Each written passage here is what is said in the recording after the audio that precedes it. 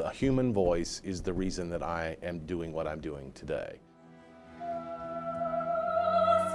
I'm the son of a Methodist minister, so I grew up on the front row at church, and as soon as I was old enough to stand up on my own, I was put into the choir because I could sing. And the first time I remember listening to classical as opposed to sacred classical music was in my parents' home, because they had an appreciation for the human voice. All opera is singing a story.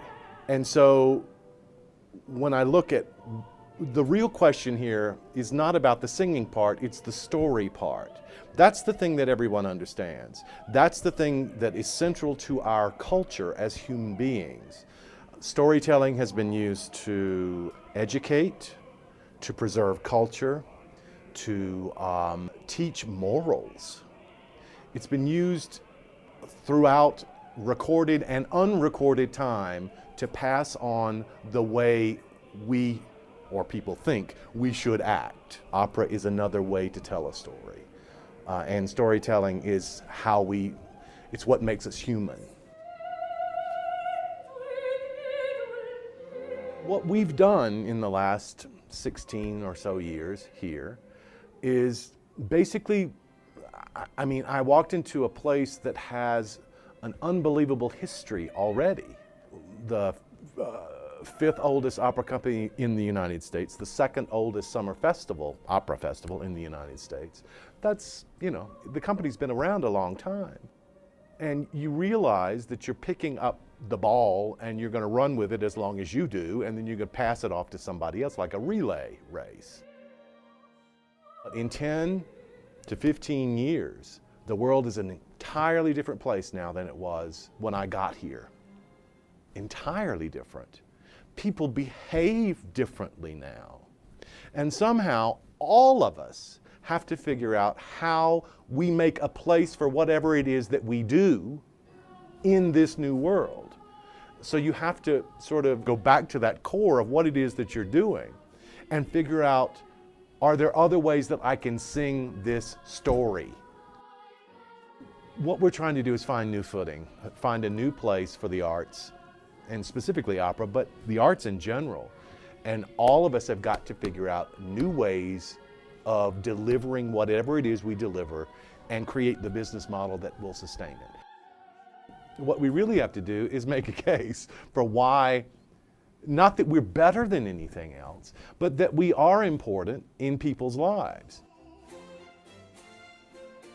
When we think back on the Greeks or the Romans, what we're left with, even in something that close, is the culture that they created, the art they created, the words they wrote. All of those ephemeral, let's get rid of them things are all we really care about now. Those are the things that have shaped our world and our society. That has to mean that those things are important now. More important than anything else? No, absolutely not. You have to eat in order to live. We want to cure disease, all of those things. But the human being is more than just those things. I want to surround myself with beauty, which means I guess I want to surround myself with things that visually make me happy, that orally make me happy, and with things and people that are positive. I think it's very important. It's obviously important to me because I've devoted my life to it, but I've seen what walking into a theater or an art gallery or whatever, it doesn't matter. But when one person is able to walk into something and forget themselves for a period of time and let go of themselves for a period of time, they're happier because they've been able to get out of the mess that we all walk around with every day. That's the other thing that the arts do, especially the performing arts. That's our job, is to make you forget you for just a few minutes and concentrate on us and what we're doing up on the stage.